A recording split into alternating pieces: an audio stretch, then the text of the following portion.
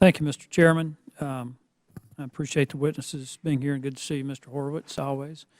Your September 2016 audit highlighted widespread issues with the DEA's tracking and oversight of payments, the lack of receipts, a lack of information justifying payments to sources. These are issues that have been going on for a long time and were noted in, I think, a 2005 report. Can you tell us how long these issues have been around and why they've been so persistent? Well, it's clearly been, from our review, a long-term problem because we found analogous problems in our 2005 audit, and now we were seeing the same in 2015 and 16. Why it's occurring? It's, in the first instance, a system that isn't being implemented effectively. So, for example, mandatory fields that you're supposed to enter, an agent can just skip over them. There's no point at which, like when we all fill out forms online and it comes back and says, sorry, you can't go forward because this mandatory field needs to be filled in, there was no such stopgap with the DEA's files. So you had situations where sources were being input data, but key data like occupation wasn't being always entered. The system wasn't being accurately reported in terms of dollar payments, we found in many instances. And so these are systemic failures of the system. And then separately, we found that DEA hadn't put in place policies, procedures, or practices that allowed headquarters-based oversight such that they could watch for these issues, supervise these issues, and make sure change was occurring. It was being left to the field offices to handle these. And some field offices we found were doing a good job, and some field offices were doing something very different. Well, you had some specific recommendations in your July 2015 report, and I think in your testimony you said the DEA had only implemented 5 of 7 of those. Is that,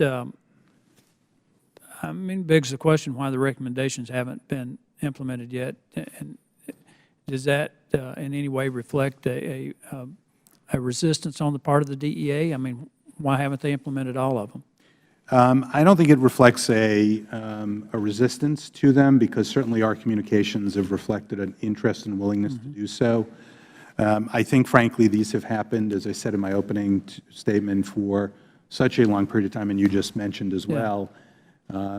They will require, and we expect, not just paper policies, but we'll close recommendations when we see effective policies being actually implemented. So step 1 is a commitment to put the policies in place.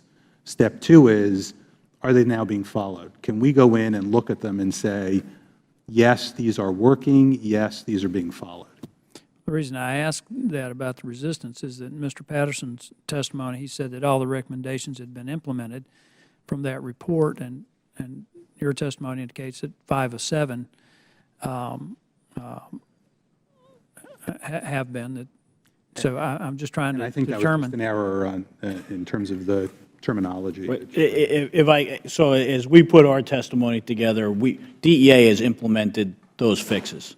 That doesn't mean that the IG has agreed with our implementation of those 2 being sufficient. So I apologize for that oversight. I did not mean to make the reference that they were closed by the OIG, but that, in fact, DEA had, and as I just explained to the Chairman on the FICA matter, the other matter is the 6-year review of the informants. There's still additional work that we can do on that. However, we're now in conformity with the AG guidelines in terms of those reviews. I hope you can understand the frustration that some of us, and maybe most of us on the committee, feel, and particularly in dealing with the DEA. It goes back to the issue of the sex parties in Colombia, and the fact that those agents, and I think many of our opinions, were not punished severely enough. In fact, I think, Mr. Horowitz, your report from March 2015 indicated that they received bonuses, which is in conflict with DEA policy. The chairman has brought up the bonus paid to the person who has responsibility for the aircraft. And it's just hard to understand how an organization can operate and violate its own policies and do things that create so much bad publicity toward the agency and not impose any discipline. So I think in regard to what we're trying to do here is we're trying to get the DEA in a position where they're functioning with proper oversight, where there's accountability and transparency in the agency, and really want to see the agency implement the recommendations of the OIG. I yield back.